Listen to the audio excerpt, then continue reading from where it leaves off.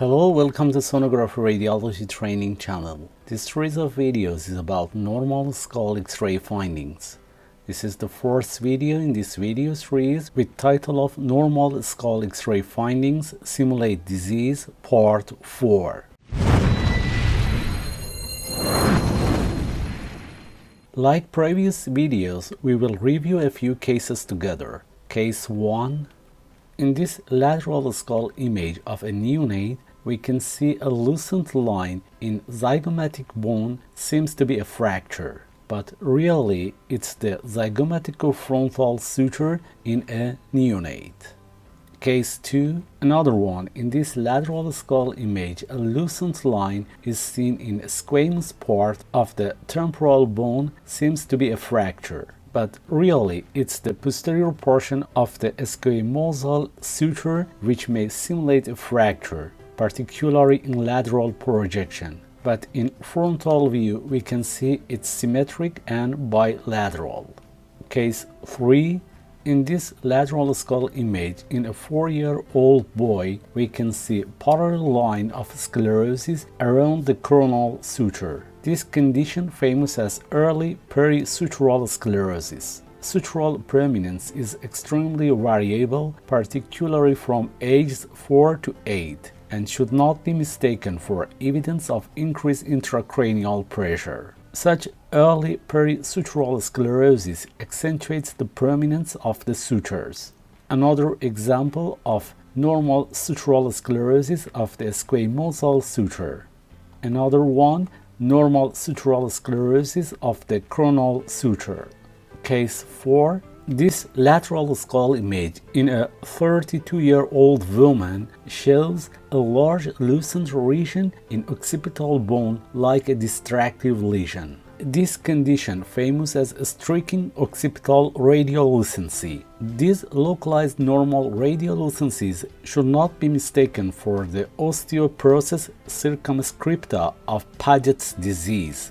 Osteoporosis circumscripta is a well-defined geographic area of lytic skull involvement. The absence of peripheral sclerosis at the margins of osteolysis is a characteristic feature. Although involvement of both inner and outer table is seen, the inner table is usually more extensively involved. Osteoporosis circumscripta does not respect sutural lines. In contrast to our normal case, which we can see lambdoid suture here obviously.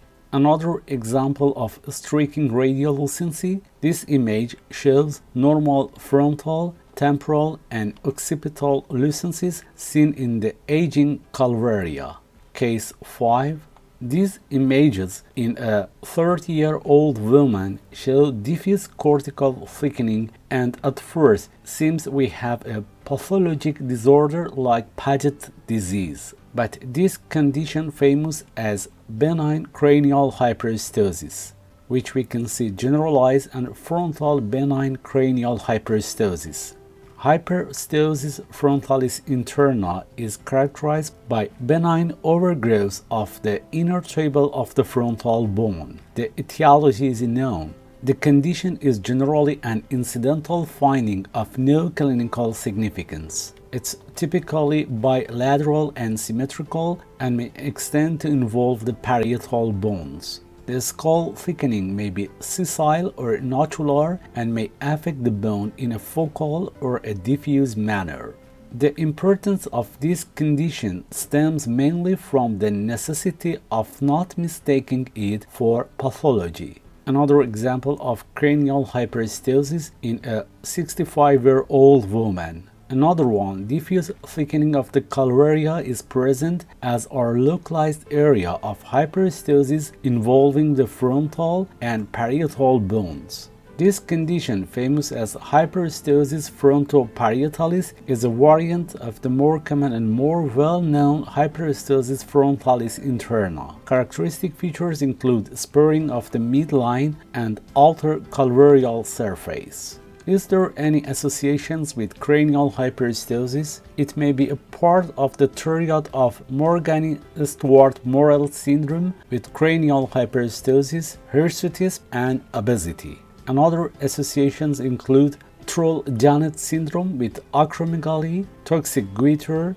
diabetes mellitus, and cranial hyperostosis, Froelich syndrome with obesity, short stature, pubertal delay, and hypogonadism, Klippel-Trénaunay-Weber syndrome with capillary and venous malformation and limb hypertrophy.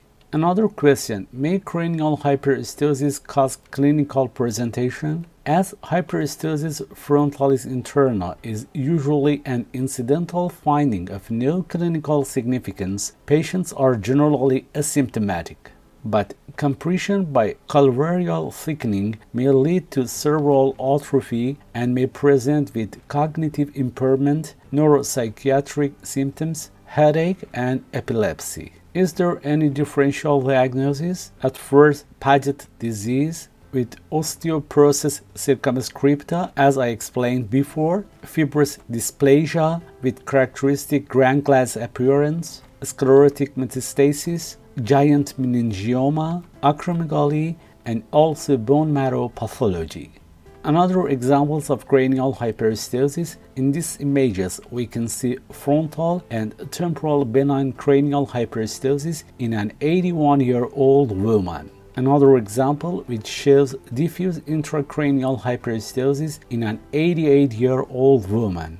But at first the radiolucencies were misinterpreted as metastatic deposits, and CT scan shows the radiolucencies caused by intervening clefts between the areas of hyperostosis. This image is not a cranial hyperostosis, but it shows localized thickening of the occipital bone, which is a normal variation. Now, I suggest two others of my videos that are close to this video in terms of matter. And thank you for your attention.